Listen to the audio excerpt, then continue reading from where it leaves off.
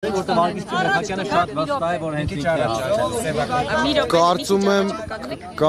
եմ գուշակություններ այս պահին պետք չի անել, բայց մենք եւ մեր թիմը, ինչպես նախկինում էլ հայտարարել են, գնում ենք բացարձակ հաղթանակի եւ օրվա վերջում քվեարկության արդյունքները ցույց կտան, որ մենք իհարկե կունենանք հաղթանակ։ Ընդհանրապես չեմ վախենում, սպասելի է ամեն քայլ օրվա իշխանություններից, բայց ինչ որ վախեր, որ ունեմ քրեական գործ կհարուցեն, բնականաբար ոչ։ Չհաջողվի միայնակ իշխանությունը վերցնել, ինչ եք անելու, ում հետ կոալիցիայի կգնաք, թե մենք նման սցենարներ չենք քննարկել, ոչ մեկի հետ նման հանդիպումներ մյուս ընդդիմադիր ուժերի չենք ունեցել, չենք քննարկել, բայց ես նախկինում էլ հայտարարել եմ, որ եթե բացարձակ հաղթանակ չլինի, բնականաբար մենք համագործակցության եզրեր կգտնենք այն ուժերի հետ, ովքեր հանդես են գալիս ընդդիմադիր դաշտից։ Ճիշտն ասած, շտաբը աշխատում է, այս պահին տեղեկություն չունեմ, քիչ հետո քվեարկությունից հետո կիմանամ ստացել ենք թե չէ, բայց համացանցում բազմաթիվ խախտումների մասին տեղեկություններ կան, բաց քվեարկություններ, կուտակումներ, ուղղորդումներ, կարծում եմ սա այո, ցուցակներ ու նախընտրական շտաբն է, սա խախտում է թե ոչ, որ ընտրատեղամասինքից Եթե 50 մետրից ավել ընտրական օրենսգրքով տեղամասային կենտրոնից 50 մետր շառավիղը չի պավել, բնականաբար դա խախտում է ընտրական օրենսգրքով։ Ընդդիմության հետ գործակցությունի ինչ ձևաչափով եք պատկերացնում, կոալիցիոն իշխանություն կազմելու, թե առավելագույն ձայներ հավաքած տեխնացուին ձայներ ապահովելու տարբերակով։ Մենք հայտարարել ենք, որ այն ընդդիմադիր ուժով մեր թիմից հաղթանակ դաշինքից մեկ ձայն ավել կհավաքի, մենք պատրաստ ենք ամբողջությամբ աջակցել այդ քաղաքական ուժին։ Չէ, խոսքը վերաբերում է ընդդիմադիրների մասին։ Ինքը շատ ուժեղ ընդդիմադիր է, երեք էլ հա, պատկերացեք ԿՊ-ն այնքան շատ է ցանկանում այդ Գյումրի 2-ն ինքը իրականացնի, որ հմեկում բանավեճ էին կազմակերպել։ ԿՊ-ի եւ հանրապետություն էշպյանցնում երկու հոգու է տարել էին, նա ոնց որ աշակերտ լիներ ԿՊ-ի տեխնացուն, նա դասատուն,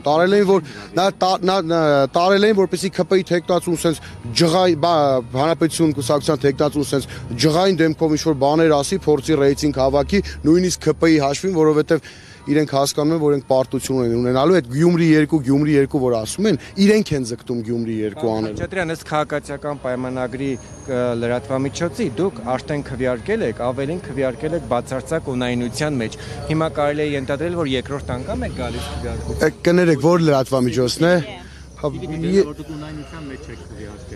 Անփառունակ լրատվամիջոցներից եկեք չխոսենք, ես մեր քարոզարշավի ընթացքում իրենց բնորոշել եմ այդպես, մի պա նեղացել էին իմ այդ բնորոշումից, եկել էին մեր քարոզարշավը լուսաբանելու, երևի մոտ 2 ժամ մեզ հետ եղան, այդպես էլ ոչ մի լուսաբանում չտեսանք մեր քարոզարշավից, չկարողացան, որովհետև ստանալ այն, ինչը իրենք ուզում էին։ Նաև իրենք հարցումների արդյունքներ էին դրել։ Հա, փոխարեն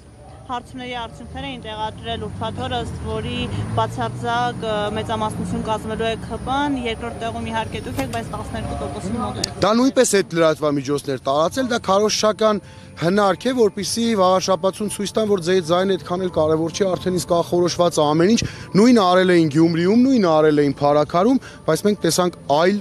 լրիվ այլ քվեարկության արդյունքներ։ Իհարկե վախենում են, իրենք հասկանում են, որ իրենց ռեյտինգը պատմական նվազագույնի է հասել եւ ավելի շատ նվազագույնի հասել վաղաշաբաթում Էջմիածին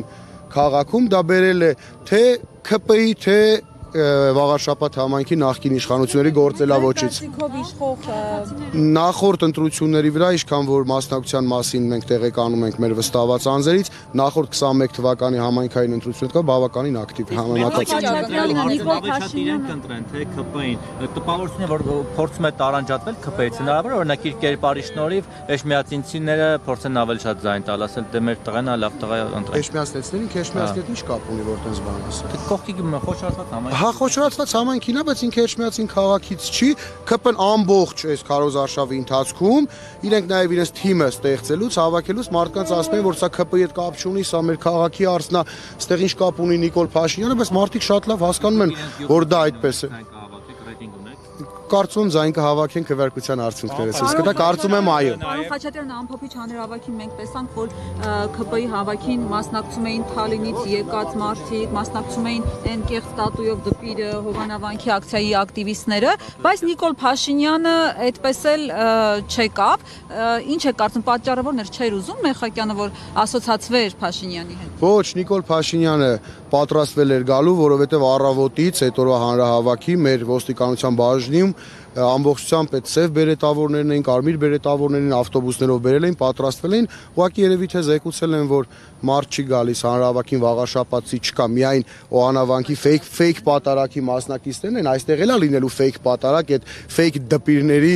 ատամնաբուժերի մասնակցությամբ երևի դրա համար չի մասնակցել։ Խաչատրյան, Լևոն Քոչարյանը ձեզ մեքենա է նվիրել։ Ոչ, չի նվիրել։ Սկզբից ասում էին, սկզբից ասում էին